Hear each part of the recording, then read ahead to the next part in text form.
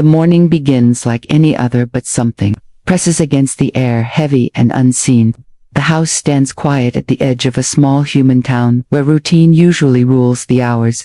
Sunlight touches the windows, yet the warmth feels distant, as if the day hesitates to move forward. Inside the house, the human woman moves slowly through familiar rooms. Her hands know every surface, every mark left by years of living and raising a child. She listens not with her ears, but with instinct, the kind built from long nights and quiet fears. The boy sits near the window watching the sky. He looks human enough to anyone passing by, yet something in his stillness carries weight beyond his years. Far above the clouds, shadows begin to form, not storms, not aircraft, not anything. The town has words, for the sky bends around them, as if space itself steps aside. Animals fall silent, birds vanish from the air, even the wind seems to hold its breath. The woman feels it then, the certainty she has carried since the day the boy first opened unfamiliar eyes in her arms. They have come, not neighbors, not officials, not soldiers. They have come from elsewhere, memories, surface uninvited, a night filled with light, a child left behind instead of destroyed, a choice made without permission from anyone. The boy turns from the window and looks at her. No fear moves across his face, only awareness. He has always known this moment would arrive. Outside, the town begins to notice people step out of homes, shielding their eyes. Phones are lifted, voices rise, then fade as awe replaces language. The ships descend without sound, vast and deliberate. They do not land like visitors, they arrive like owners returning to claim something misplaced. The ground vibrates just enough to be felt through bare feet. The house does not shake, but the meaning of home does. The woman stands straighter. She does not reach for the boy because she has never needed to hold what has already chosen her. When the light touches the earth, it does not burn. It reveals figures emerge, tall, composed, wrapped in authority, older than this planet. Their eyes scan the land not with curiosity but evaluation. They do not look at the town, they look at the house. The woman meets their gaze from her doorway, no weapon in her hands, no plea in her posture, only certainty. This is where her son belongs, and this is where the story truly begins. The figures approach the house with measured steps, as if the ground itself must adjust to them. Their presence bends attention, drawing every human eye, despite unspoken warnings in the air. The leaders speak not aloud. At first their voices arrive inside minds, layered and precise, carrying command rather than sound. They announce their purpose without introduction, without courtesy. The child, they say, was never meant to remain here. He is property of a lineage forged in conquest and order. His removal is not a request. The woman listens without stepping back. She feels the weight of their history pressing against her thoughts, images of worlds taken and systems ruled. None of it moves. Her one leader steps forward, studying the structure of the house. Simple materials, fragile design, inefficient protection. The leader concludes the boy survived, despite human care, not because of it. They describe the son as a future sovereign, a being engineered to inspire obedience and fear. Raised among humans, he should have displayed aggression, dominance, hunger for command. Instead, they see restraint, they see attachment, they see defiance hidden inside calm. This confuses them. The boy steps closer to the doorway, placing himself between the woman and the visitors. The movement is small but deliberate. It carries meaning. The leaders did not expect. They address him directly, commanding him to stand down, to remember blood and origin, to release the illusion of family. He does not move. The woman finally speaks, her voice steady, shaped by years of quiet resolve. She does not argue heritage or destiny. She speaks of choice. She tells them he was never hidden. He was protected. The leaders exchange silent communication, recalculating. Their arrival was meant to be swift, unquestioned, final. Instead, something unfamiliar has entered the equation. The town watches as tension tightens, the space between worlds. No one intervenes, yet everyone feels the shift. The leaders realize this will not be a simple retrieval. The human has not knelt, the sun has not abandoned for the first time in their long dominion. They sense uncertainties. Here has already changed. The silence stretches long enough to feel deliberate. The leaders wait for the boy to step forward as he was designed to do. Their patience is not kindness, but expectation. The boy remains still, his breathing slow, controlled, learned, not programmed. He feels the familiar ground beneath his feet, the same earth where he learned to walk and fall and rise.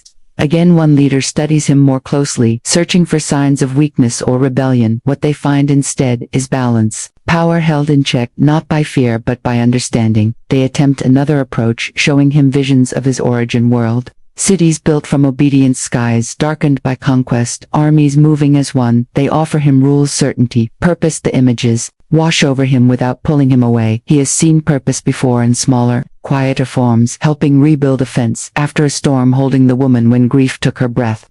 Standing beside neighbors without needing to dominate them, the boy turns his head slightly toward the woman, not for permission, for grounding. This single motion fractures the leader's confidence more than refusal would have. He is anchored. They speak again, warning that humans are temporary, that love fades, that bodies weaken and die, that loyalty to them will outlast generations. The boy answers for the first time. His voice is calm yet carries weight, shaped by restraint. He says strength is choosing who matters. The town does not hear his words, but they feel them. A pressure releases as if something heavy has shifted. Oh wait, the leaders recoil, not physically but internally. This was never meant to happen.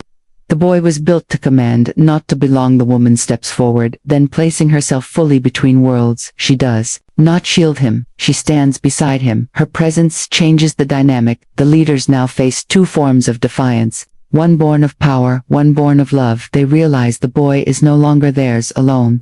Something human has rewritten him, and that realization carries consequences far greater than loss, because what he has become cannot be taken back. The leaders withdraw a step, not from fear but from calculation. They begin to speak of history as if truth alone might restore control. They reveal the purpose behind the boy creation. He was designed during an era of endless expansion, a generation bred to rule through instinct and command. Compassion was removed because it slowed victory. They explain that his presence among humans should have damaged him. Emotion was meant to weaken resolve. Attachment was considered a flaw, yet what stands before them contradicts centuries of belief.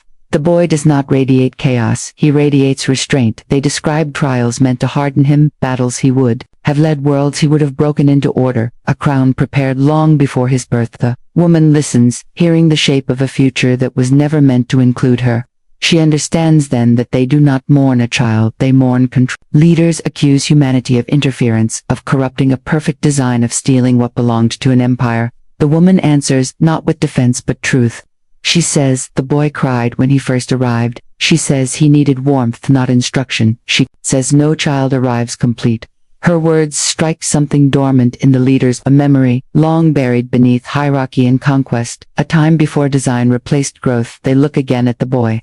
They see scars from ordinary life, marks of learning, not warfare. The boy steps forward, this time not in challenge but clarity. He tells them he remembers fragments of what they describe. The hunger for command, the pull of dominance. He says it frightened him. He says the human world taught him to pause, to feel consequence, to choose restraint even when power is easy. The leaders exchange silence, heavy and uncertain.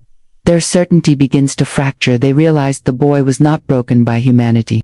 He was completed, and that truth threatens the foundation of everything they rule. The leaders grow impatient, demanding a choice, as if command alone could bend him. They show him visions of empires trembling under his rule. They speak of destiny written in blood and obedience. The boy turns toward the woman, his eyes steady, his voice calm, as if carved from the quiet strength of years spent learning patience. He says he chooses her. Shock spreads across the alien faces. Their authority designed to bend wills falters against one simple human choice. They have never been denied so completely. The woman reaches for his hand, not to control but to affirm. Their fingers touch and a pulse of certainty travels between them. The world narrows to this moment where love outweighs power, where nurture triumphs over fear, where the future can be rewritten. The aliens realize this is no longer about taking or giving. It is about understanding something they never imagined. The human has changed everything. The alien leaders retreat, a single step, stunned by what they have witnessed. They have seen empires rise and fall under their command. They have seen planets bend to the weight of their authority, yet never have they encountered power that refuses to be claimed. They gather silently, communicating in ways humans cannot hear, each movement precise, deliberate. They weigh what they expected against what stands before them. The boy beside the human woman, unyielding, unbroken, unafraid. They sense something impossible, a strength that does not demand obedience, a force that needs no weapons, a power born from choice, from love, from restraint. The human woman meets their gaze steadily. She does not plead, she does not tremble, she simply exists, as proof that their understanding of power is incomplete. She stands calm like a mountain, unmoved by storm winds. The boy mirrors her presence, his body relaxed, yet alert. Every fiber of him radiates confidence, grounded in connection, not fear. They feel it, in the silence, in the way the air seems heavier, yet lighter at once. One leader steps forward hesitantly, his eyes searching for weakness in the boy. He finds none. He sees lessons taught without force. Moments of patience, nights of care, hours of watching, and being watched, choices made and respected. He feels it creeping into him. The unfamiliar pulse of respect, something alien to his kind, something he cannot command another. Leader bows slightly, almost imperceptibly, a gesture unheard among humans, but full of meaning, among their kind, recognition of something greater than domination, acknowledgement of a truth they have never named. The boy and the human woman remain still. They do not demand it, they do not ask for it, they only allow it to happen. Naturally, as if their existence validates the impossibility. The air shifts, tension becomes reverence. Authority bends without breaking. They understand without words that strength is not measured in fear or bloodlines, it is measured in freedom to choose, to love, to protect, to endure. And in that instant the alien leaders see themselves differently. They see their mistakes, their limitations. They see what humanity gave that no conquest ever could. Quiet knowledge passes between the worlds that the boy is not theirs to command, that the human has already reshaped destiny. And the leaders bow, not in defeat but in understanding, a gesture that will echo across galaxies long after the ships depart. The alien leaders kneel slowly, as if the movement itself demands centuries of discipline. The town watches, unaware of the full meaning but sensing the shift.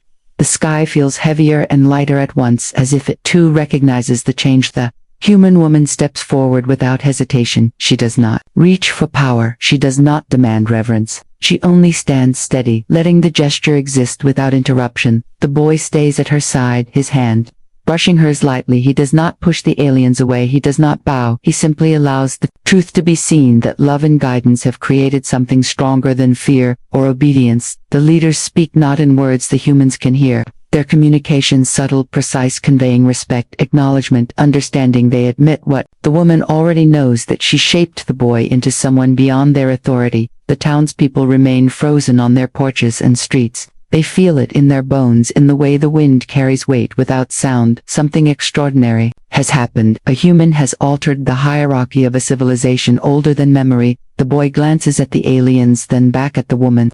No anger, no confusion, only recognition of the bond that cannot be broken. He has inherited nothing from them, but he has chosen everything from her. The leaders rise slowly, their posture changed, their presence still commanding, but softened by the impossible realization a human has taught them humility. The sun shifts across the sky, the light falls differently, and in that quiet moment, the world knows that true power does not demand submission, it earns respect. The mother and son stand together, the aliens acknowledge it, and the universe feels the weight of a single human choice. The alien leaders step back from the house as if space itself redefines their boundaries.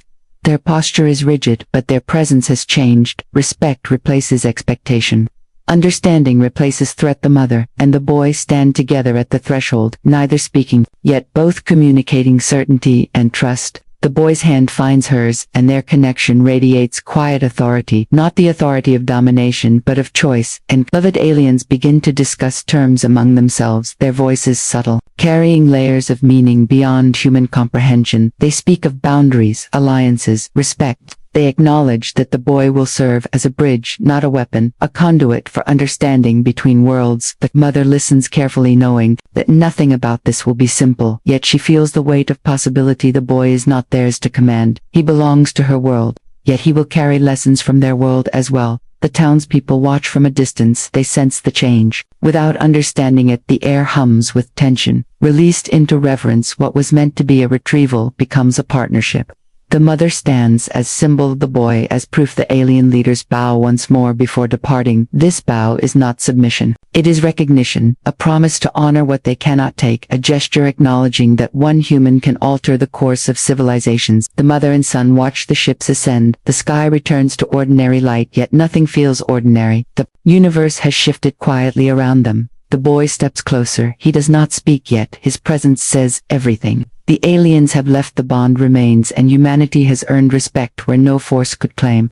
If the ships vanish into the sky, leaving only silence and awe, The town exhales, as if holding its breath for centuries. The mother and son remain on the porch, their hands brushing lightly. Neither needs to speak to understand the depth of what has occurred. The boy turns his gaze to the horizon, not toward conquest, not toward command, but toward possibility. He sees a future shaped by choice, not fear. A world where loyalty is earned, not demanded, a life built on love and understanding. The mother places her hand on his shoulder. Her grip is steady, her presence unwavering. She does not need to protect him anymore because he has learned what power truly means, and she is taught it well. News spreads slowly. At first whispers among townspeople, then across cities, then across worlds. Stories of a human who stood firm against alien rulers, stories of a boy who chose love over legacy. Stories that reshape expectations of strength and authority. The alien leaders return to their world changed. They speak differently among themselves. They act with caution and respect. They remember the mother and the boy, and the impossible truth that one human act can alter empires. The mother and son walk through their town as though nothing has changed, yet everything has shifted. The universe feels lighter, yet heavier. Time moves forward with the quiet knowledge that choice matters, that love matters, that humanity can teach even the oldest empires something they never expected. The boy pauses at the edge of the field. He looks back at the house, then forward at the horizon. He breathes in the world that belongs to him, not by blood, not by design, but by heart. And the story ends where it began, with a human standing firm and a boy who chose home.